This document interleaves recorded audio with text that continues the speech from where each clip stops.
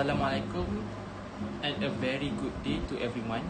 My name is Megat Umar Ryan bin Zulkifli. I'm from 2K and today I will be presenting on a topic from Islamic finance, which is Bal al-Inah. This is a concept that is both widely practiced and widely debated, especially in the context of Sharia compliance. My presentation will cover the following areas: a basic introduction to Bai al-Inah, the justification of the issue, key issues and criticism, possible solution, and lastly, conclusion and reference list.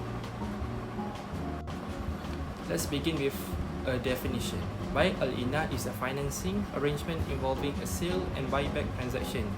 It is structured to comply with Sharia by using the principle of buying and selling instead of direct lending with interest. For example, the bank sells an asset to the customer at a default price and then buys it back at a lower immediate price. This gives the customer cash now but obliges them to pay more later. This method is often linked with the view of Imam Shafi'i, who permits such transaction as long as both sales are independent and done with consent. Some examples of financial products based on Bal al-Inah in Malaysia include Asla Personal Financing, Shifa Personal Financing, Al-Falah Educational Financing, and Tijari Contract Financing. These products allow customers to access financing without traditional interest-based loans. Despite its use, Bal al-Inah has drawn a lot of criticism. There are three main issues. First, implementation of akad. This refers to the contract. If the customer signs both agreements at once, it may violate Sharia rules because the first contract hasn't been completed. Second, resemblance to riba. Although structured as a sale, the result is often the same as charging interest, which goes against the core principle of Islamic finance. Lastly, use of hiyal.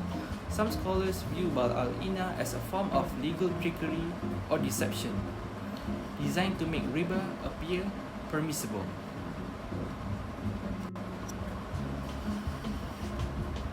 So, how do we address these concerns? First, Sharia Committee decision.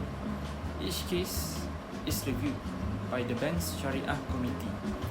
They assess if it's a human error or a system issue, and then decide if the contract is valid. Second, use of tawarruk. This is an alternative where the customer sells the asset to a third party, not back to the bank. This reduces the resemblance to riba and makes transaction more compliant.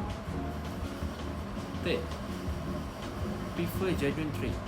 Instead of using controversial methods, banks are encouraged to use mudarabah, musharaka, or ijara.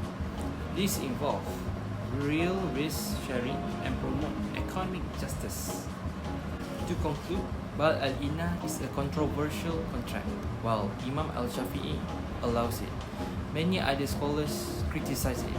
The main challenge lies in implementation and human error. To avoid issues, Islamic banks are encouraged to use more genuine trade-based products and always assure that their practices follow the Maqasid al-Sharia, which are higher objectives of Islamic law. This not only protects the image of Islamic finance, but also builds trust in the system. These are the main references I use for today's presentation, including studies of AA OIFI, Bank Rakyat, and academic journals.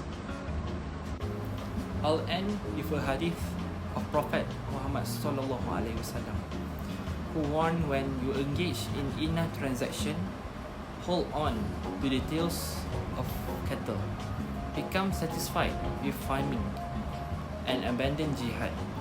Allah will send down humiliation upon you and will not lift it until you return to your religion.